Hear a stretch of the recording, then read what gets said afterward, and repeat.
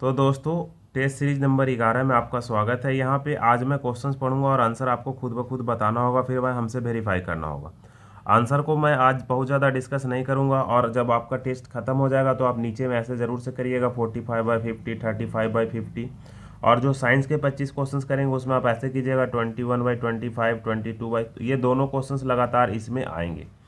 तो हर एक क्वेश्चन पढ़ने के बाद मैं थोड़ा देर रुक जाऊंगा, उतना देर में आपको आंसर सोच लेना है और आंसर यहाँ पे ये हमारे आंसर से मैच कर लेना है। तो चलिए एक बार वेरीफाई करते हैं। तो आज का हमारा पहला क्वेश्चन है कि निम्नलिखित कथनों में से कौन सा कथन जो है असत्य है, आपको बताना है। ए, बी, सी और डी। तो यहाँ पे जो कथन असत्य है दोस्तों वो डी नंबर है। रामपुरवा स्तंभ लेख चंपारण में स्थापित है। ये कथन क्या है?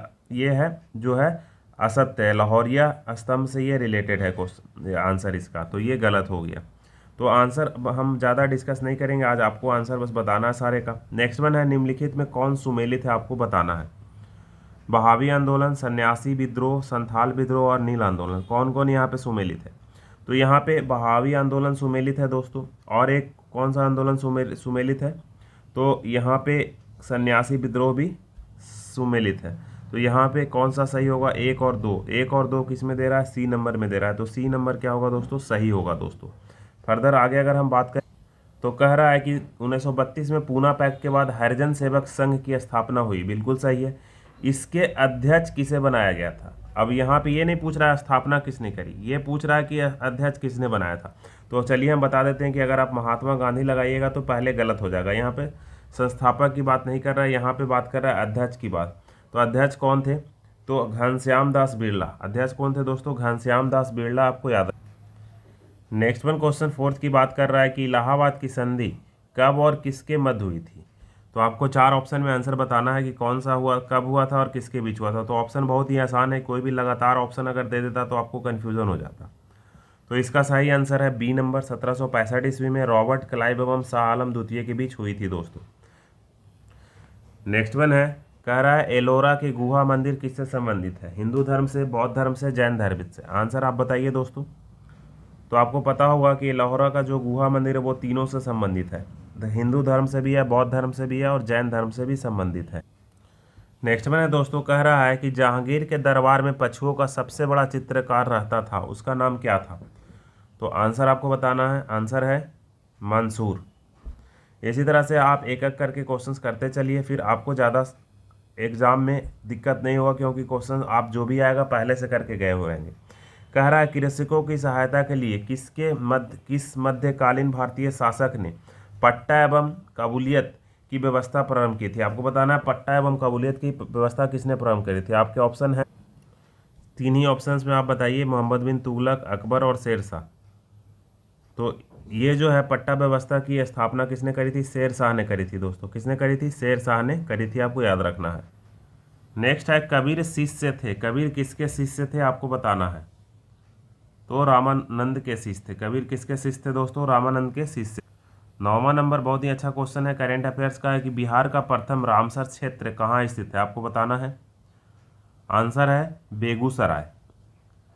10th नंबर में आप बात करें कि निम्नलिखित में से कौन नवीकरणीय ऊर्जा का स्रोत है। नवीकरणीय ऊर्जा का स्रोत आपको बताना है दोस्तों। तो नवीकरणीय ऊर्जा का स्रोत जो है कौन है दोस्तों? बायोमास।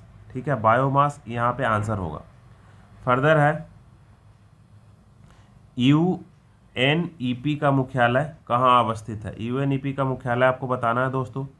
तो यूएनईपी का मुख्यालय कहाँ है? नैरोबी में है। ठीक है, आप आंसर वेरीफाई करते चलिए हमारे साथ। यूएनईपी का मुख्यालय कहाँ है दोस्तों? नैरोबी में है, आपको याद रखना है। नेक्स्ट वन है अनवरत योजना का प्रतिपादन किसके द्वारा किया गया था, बताना है।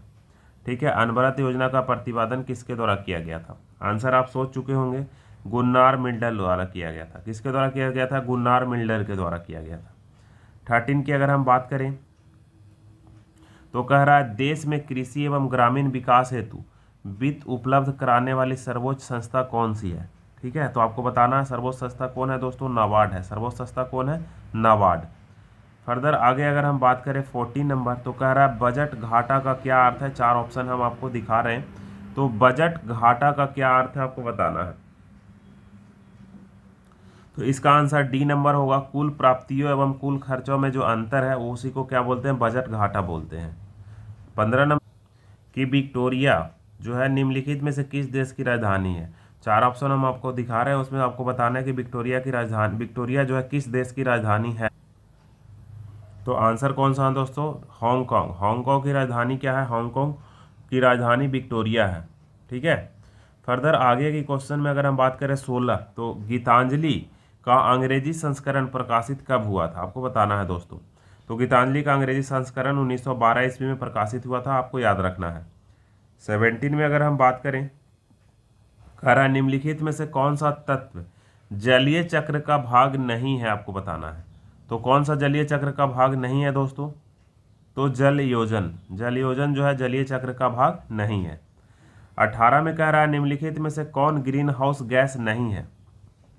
ठीक है, आपको ये बताना है कि ग्रीन हाउस गैस कौन सा नहीं है। तो ये जो आंसर होगा कार्बन CO मोनोऑक्साइड। 19 में बात कर रहा है कि वह वायुमंडल की परत जो मानव जीवन के लिए महत्वपूर्ण है, आपको बताना है कौन सा जो है यहाँ पे महत्वपूर्ण है आपको। तो ये क्षोभ मंडल। ठीक है। फर्दर आगे अगर हम 20 की बात करें कि चंद्रमा का व्यास जो है पृथ्वी के व्यास का कौन सा भाग है। तो चंद्रमा का व्यास जो है पृथ्वी के व्यास का कौन सा भाग है दोस्तों, 1/4 भाग है। 1/4 भाग है, आपको याद रखना है। फर्दर आगे कह रहा है 21 नंबर, आपको बताना है कि पृथ्वी की प्राकृतिक आकृतियों जैसे पर्वत, पठार, मैदान, नदियां, महासागर इत्यादि को दर्शाने वाले मानचित्र को क्या कहते हैं। ठीक है। तो इसको हम फिजिकल मैप कहते हैं, भौतिक या उच्चवान मानचित्र कहते हैं दोस्तों। तो ये आपको याद रखना है। 22 में अगर हम बात करें तो आप टेस्ट में अपना आंसर जरूर से जोड़ते जाइएगा। कह रहा है कि कौन सी पर्वत श्रृंखला एशिया एवं यूरोप को अलग करती है। तो एशिया एवं यूरोप को जो अलग करती है उसको क्या बोलते हैं हम लोग दोस्तों। तो ऑप्शन अभी 2 और हम दिखाते हैं क्योंकि यहाँ पे है नहीं। तो बताइए, तो आंसर कौन सा होगा दोस्तों, यूराल पर्वत। कौन सा पर्वत, यूराल पर्वत जो है एशिया और यूरोप को क्या करती है, अलग करती है। फर्दर आगे अगर हम बात करते हैं कि स्टेपिस घास के मैदान कहाँ पाए जाते हैं, आपको बताना है। तो आंसर अभी हम आपको दिखा रहे हैं, स्टेपिस घास के मैदान। तो ये जो घास के मैदान है वो मध्य एशिया में पाए जाते हैं। घास के मैदान और गर्म जलधारा और ठंडी जलधारा पे हमारे चैनल्स पे 4 वीडियो हैं, वो आप देख लीजिएगा तो आपका एक भी क्वेश्चन नहीं छूटेगा। तो बिहार SSC फाइनल टच के नाम से जो प्लेलिस्ट है वहाँ पे आप जाके देख सकते होंगे, आई बटन पे आपको दिखा होगा पूरे वीडियो में कहीं ना कहीं। नेक्स्ट वन है दोस्तों कि लद्दाख रेगिस्तान में के अधिकांश निवासी हैं। लद्दाख रेगिस्तान के अधिकांश निवासी जो हैं वो कैसे हैं, आपको बताना है दोस्तों। तो आंसर होगा इसका बौद्ध हैं और मुसलमान हैं। कौन है, बौद्ध हैं और मुसलमान हैं अधिकांश निवासी। 25 नंबर पे अगर हम बात करें दोस्तों तो कह रहा है विक्रम साराभाई अंतरिक्ष केंद्र कहाँ स्थित है, आपको बताना है। आंसर आप सोच चुके होंगे, कहाँ है दोस्तों, त्रिवेंद्रम में है। कहाँ है, त्रिवेंद्रम में। कलपक्कम और तारापुर, कलपक्कम और तारापुर जो है कहाँ स्थित है, आपको बताना है। तो कलपक्कम कहाँ है दोस्तों, आप आंसर सोच चुके होंगे, तमिलनाडु में है। और तारापुर महाराष्ट्र में है। फर्दर आगे 26 बात करें, लेडी विथ लैम्प किसे कहा जाता है। लेडी विद लैम्प किसे कहा जाता है, आपको बताना है दोस्तों। तो lady with lamp Florence Nightingale को कहा जाता है। किसको कहा जाता है, फ्लोरेंस नाइटिंगेल को कहा जाता है। भारत अर्थ मूवर लिमिटेड कहाँ स्थित है, आपको बताना है। तो भारत अर्थ मूवर लिमिटेड जो है बेंगलोर में है। कहाँ पे है, बेंगलोर में है। 29वीं बात करें कि विश्व का सबसे बड़ा परिवार भारत नियोजन को सरकारी स्तर पर अपनाने वाला देश कौन था। ठीक है, परिवार नियोजन को सरकारी स्तर पर अपनाने वाला देश कौन था दोस्तों, जाहिर सी बात है अपना प्यारा भारत था। 30 नंबर में बात करें कि नाट्य शास्त्र जो हिंदुस्तानी क्लासिक नृत्य का अहम जरिया है, ठीक है, किसने लिखा था नाट्य शास्त्र को। तो ये इसको लिखने वाले जो थे भरत मुनि थे। कौन थे दोस्तों, भरत मुनि थे। कह रहा है निम्नलिखित में किस देश में क्रिसमस गर्मियों में मनाया जाता है, आपको बताना है। गर्मियों में क्रिसमस कहाँ मनाया जाता है दोस्तों। ठीक है, क्रिसमस को त्यौहार गर्मियों में ग्रीष्म ऋतु में मनाया जाता है। आंसर है ऑस्ट्रेलिया। ठीक है, आंसर क्या है दोस्तों, ऑस्ट्रेलिया। इसी तरह से आप अपना आंसर मैच करते रहिए। नेक्स्ट वन है शिक्षा के चारित्रिक विकास का उद्देश्य के समर्थ कौन है। ठीक है, ए ऑप्शन है हर्बार्ट, बी नंबर ऑप्शन है महात्मा गांधी, सी नंबर है डॉक्टर राधाकृष्णन और डी नंबर ऑप्शन है ऑल। तो देखिए चारित्रिक विकास जो हुआ शिक्षा के लिए, यहाँ पे हार्वर्ड ने भी काम करा था, महात्मा गांधी ने काम करा था और B.R. अम्बेडकर ने भी काम करा था। तो इसलिए आंसर इसका हो जाएगा उपयुक्त में से सभी। इसका आंसर क्या हो जाएगा? उपयुक्त में से सभी हो जाएगा दोस्तों। फर्दर आगे 33 की तरफ हम 33 में कह रहा है, किस दर्शन के अनुसार चेतना का आत्मा से कोई संबंध नहीं है? किस दर्शन के अनुसार चेतना का आत्मा से कोई संबंध नहीं है, आपको बताना है। तो दर्शन का नाम कौन सा है दोस्तों? तो चारवाक दर्शन। नेक्स्ट वन है, फार्मा कंपनी ल्यूपिन लिमिटेड के ब्रांड एम्बेसडर किसे बनाया गया है? तो इसका आंसर हो जाएगा दोस्तों कौन से है? Mary com. 35 में अगर हम बात करें कि अंतर्राष्ट्रीय बौद्धिक संपदा सूचकांक 2022 में प्रथम स्थान कौन सा देश है? प्रथम स्थान पे कौन सा देश रहा? तो ये जो है कौन सा देश रहा दोस्तों? अमेरिका। नासा जो है कब तक चंद्रमा पर पहला मोबाइल रोबोट भेजने की प्लानिंग कर रहा है, आपको बताना है। तो जस्ट अगले साल 2023 में कर रहा है दोस्तों। विश्व स्वास्थ्य दिवस 2022 का थीम क्या है? निम्नलिखित में से कौन सा थीम है, आपको बताना है दोस्तों। ठीक है, तो थीम कौन सा है दोस्तों? आंसर आपको बताना है। तो हमारा ग्रह हमारा स्वास्थ्य थीम है, हमारा ग्रह हमारा स्वास्थ्य थीम। नेक्स्ट वन है, कह रहा है वर्तमान में संचार एवं दूरसंचार प्रौद्योगिकी मंत्री कौन है, आपको बताना है। तो देखिए वर्तमान में संचार एवं दूरसंचार मंत्री जो अश्विनी वैष्णव जी हैं और ये रेलवे मंत्री भी हैं, आपको याद रखना है दोस्तों। नेक्स्ट वन है, खंजर युद्ध अभ्यास। खंजर युद्ध अभ्यास जो है किन देशों के बीच होता है दोस्तों, आपको बताना है। तो भारत और किसके बीच? भारत और किर्गिस्तान के बीच खंजर युद्ध अभ्यास होता है, खंजर। ठीक है, तो खंजर युद्ध अभ्यास भारत और पाकिस्तान के बीच होता है दोस्तों। अगर 40 की हम बात करें दोस्तों, तो 40 में देखिए क्या कह रहा है। 40 में बता रहा है आपको कि वन क्षेत्र के मामले में भारत विश्व का स्थान क्या है? वन क्षेत्र के मामले में भारत में विश्व में स्थान क्या है? 5वां, 7वां, और सी में है 10वां, और डी में है 17वां। तो आपको बताना है कौन सा है दोस्तों। तो देखिए वन क्षेत्र के मामले में विश्व में भारत का स्थान जो है वो 10वां, यानी कि सी नंबर होगा। कैसा होगा? सी नंबर आपको आंसर होगा 10वां। ठीक है, फर्दर आगे अगर हम बात करें तो कह रहा है 14वें ब्रिक्स सम्मेलन की मेजबानी किस देश ने की है?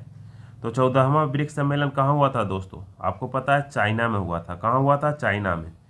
नेक्स्ट वन है कि इनमें से किस राज्य सरकार ने अपना पहला सरकारी OTT प्लेटफॉर्म लॉन्च करने का घोषणा की? पहला OTT प्लेटफॉर्म जो सरकारी होगा, जहाँ पे मतलब ऑनलाइन, जैसे कि OTT प्लेटफॉर्म का मतलब आप जानते ही आज के ज़माने में केरल, वो कौन सा राज्य है? केरल है दोस्त। 43 में कह रहा है निम्नलिखित कथनों पे आपको विचार करना है।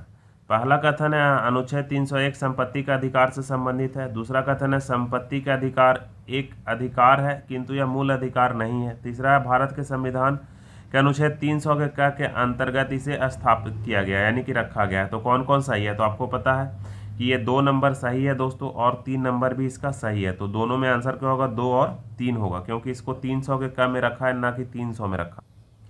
नेक्स्ट वन क्वेश्चन है कि राज्य के नाम बदलने के लिए सांसद में कितना बहुमत की आवश्यकता होती है? आपको बताना है कि राज्य का अगर आप नाम बदलना चाहते हैं तो कितना बहुमत होगी।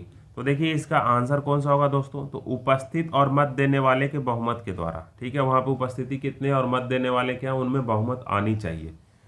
नेक्स्ट वन है, तो ये आपको बताना है दोस्तों कि सरदार वल्लभ भाई पटेल निम्नलिखित में से कौन सी समिति के अध्यक्ष थे?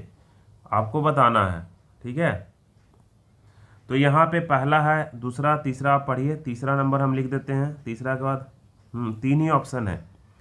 ठीक है, राज्य सरकार के से बातचीत करने के लिए मौलिक अधिकार समिति और संपर्क समिति। तो देखिए यहाँ पे जो सही है 2 नंबर सही है और 3 नंबर आंसर। तो 2 और 3 इसका दोनों होगा, कूट भाषा में लिखा हुआ है। तो 45 का 2 और 3 अगर आपका आ रहा है तो सही है।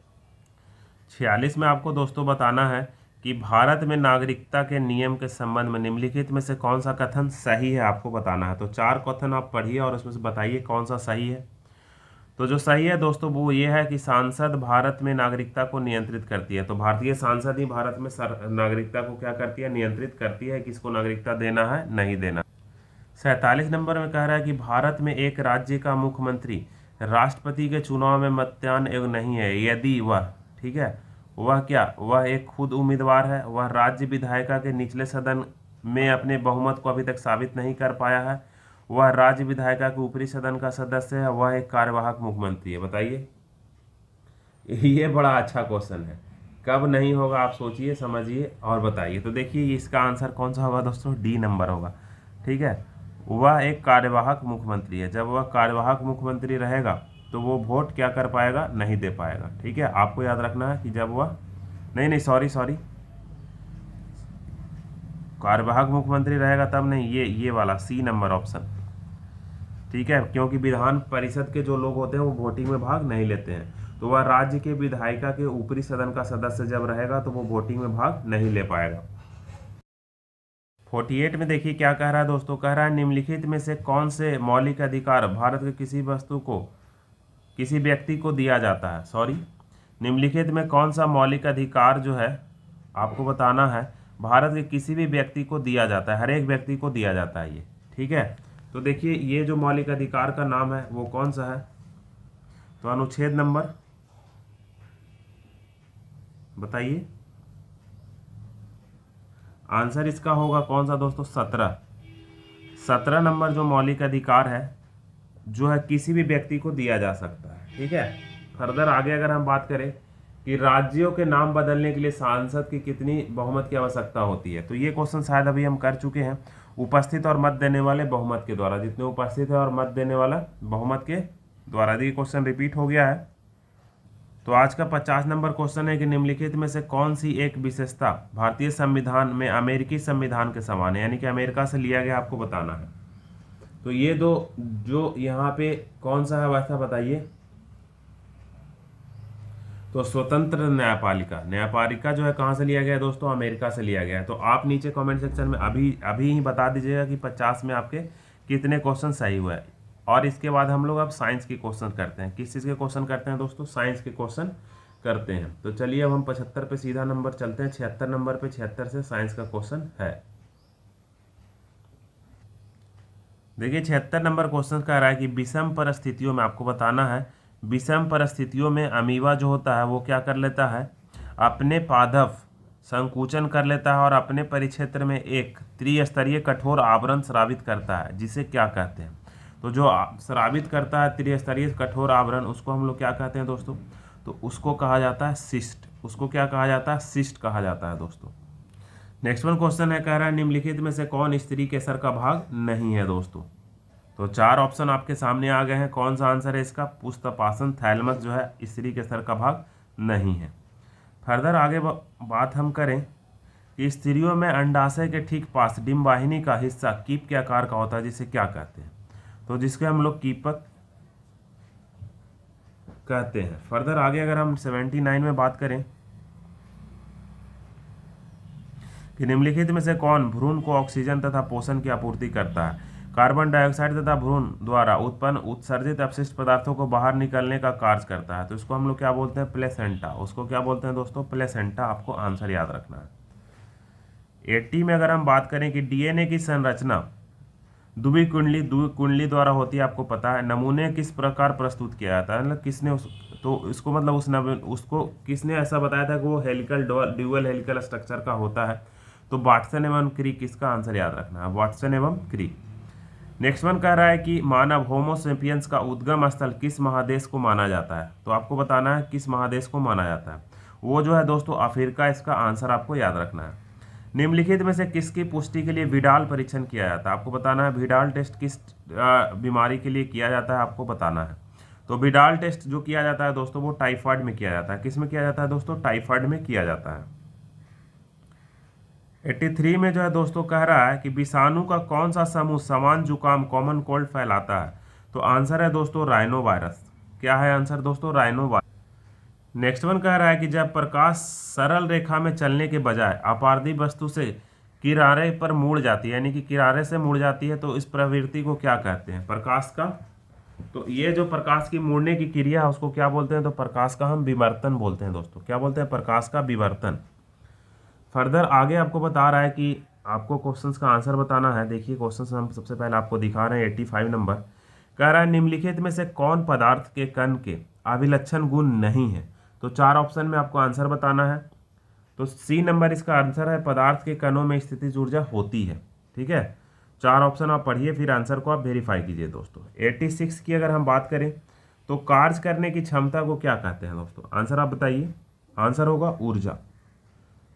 फर्दर उस आपको बताना है, दो वस्तुओं के बीच दूरी आधी कर दी जाए तो उनके बीच गुरुत्वाकर्षण बल क्या होगा? तो आपको पता है फोर्स बराबर क्या होता है, G m1 m2/r²। तो इसको आधा करेंगे तो 1/4 हो जाएगा। क्या हो जाएगा दोस्तों? 1/4 गुना हो जाएगा। तो इसका आंसर क्या हो जाएगा? 4 गुना। ठीक है। फर्दर आगे अगर हम बात करें दोस्तों, कह रहा है कि भौतिक में वह कौन सा नियम है जो यह बताता है कि तापमान और दाब, ठीक है, समान परिस्थितियों में सभी गैसों को समान आयतन में समान गुण की संख्या होती है। तो इसको हम लोग क्या बोलते हैं? एवोगाड्रो का नियम। ठीक है, एवोगाड्रो का नियम बोलते हैं। नेक्स्ट वन है 89, परिनालिका के भीतर चुंबकीय क्षेत्र क्या होता है? तो परिनालिका के भीतर चुंबकीय क्षेत्र जो होता है एक समान रहता है, आपको पता होगा। 90 नंबर है डायोप्टर निम्नलिखित में से किससे संबंधित है? तो डायोप्टर जो है वो ऑप्थोथैलेमोलॉजी से रिलेटेड है। ठीक है। फर्दर आगे 91 में अगर कह रहा है 91 की एक औसत वयस्क मानव के लिए ध्वनि की श्रव्य सीमा क्या होती है? तो ये तो सबको पता होगा, 20 से 20,000 हर्ट्ज। किस में लिखा हुआ है? डी में लिखा हुआ है। नेक्स्ट वन क्वेश्चन है कि यदि पानी से भरी कांच की बोतल को ढक्कन से बंद कर फ्रिज में रख दिया जाए तो क्या होगा? बताइए। तो दो ही ऑप्शन में आपको बताना है, 3 ऑप्शन दिख रहा है। तो कांच की बोतल क्या हो जाएगी? फट जाएगी। ये इसका आंसर था। 93 हम बात करें कि एल्युमिनियम पर मोटी ऑक्साइड की परत बनने की प्रक्रिया को क्या कहते हैं? तो एल्युमिनियम पे जो मोटी ऑक्साइड की प्रक्रिया, ये मतलब परत बनती है, उस प्रक्रिया को एनोडीकरण बोलते हैं। सबको पता होना चाहिए इसको। एकमात्र धातु का नाम बताओ जो जीवाणुरोधी है।